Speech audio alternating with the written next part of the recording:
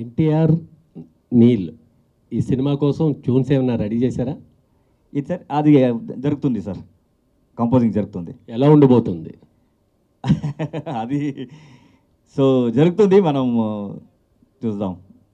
All the best. Thank you sir. Ravi గారు, yes sir. కరునాడ చక్రవర్తి శివరాజ్ కుమార్ గారు ఒక క్యారెక్టర్ చేసినట్టున్నారు. ఆయన ఎలా రావడం జరిగింది ఈ ప్రాజెక్ట్లో? ఆయన క్యారెక్టర్ ఏంటి? సో మనం ఫస్ట్ షెడ్యూల్ షూట్ అయిన తర్వాత నేను శివಣ್ణ గారి యాక్చువల్ వెళ్ళాను. So just I represented my ఏం అయింది షూట్ చూసా ఆయనకి, ఐ హ్యావ్ షోడ్ హిమ్. దాని తర్వాత అది చూసిన తర్వాత నేను అడిగాను యాక్చువల్లీ. సో ఇలాంటి ఆర్ట్ వర్క్ బయట రావాలంటే we need one strong person. So మీరు ఒక గెస్ట్ అపిరెన్స్ లాగా ఒక క్యారెక్టర్ని చేస్తారని.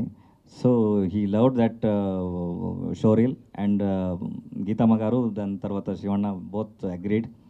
And sudden he came to shoot. అది ఆ షూట్ అన్నీ మనం హ్యాపీగా చేసాం యాక్చువల్లీ.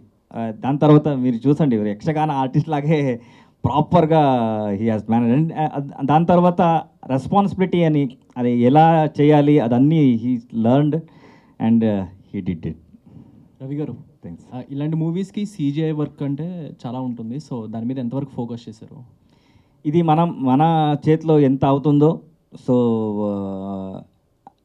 ఎక్స్ట్రీమ్ లెవెల్ మన చేతిలో లేదు. సో స్టోరీని ఏం చెప్తారు, జస్టిఫికేషన్ చేసేదానికి ఎంత అవుతుందో సో అంతవరకు మనం చేసాం యాక్చువల్లీ. ఓవర్ VFX మన చేతిలో అంత శక్తి లేదు.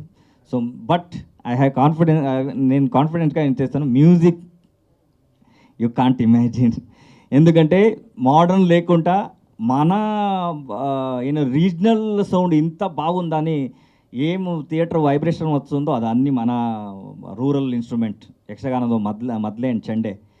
These two instrument having all frequencies, అదన్నీ మనం రికార్డ్ చేసుకొని I have given to my US team and they are processed it.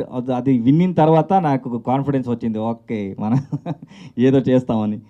So అంత every state having that rural sound, ఏం చెప్తారు, రా సౌండ్స్ అన్నీ మన రూరల్లో ఉంది. సో అదన్నీ యూ కాంట్ ఇమాజిన్, అంత సౌండ్ అన్నీ సూపర్గా ఉంది. ప్రొడ్యూసర్ గారు, సార్ ఇప్పుడు వీరచంద్రహాస అనేది కల్చరల్ ఎలిమెంట్స్ చూపించి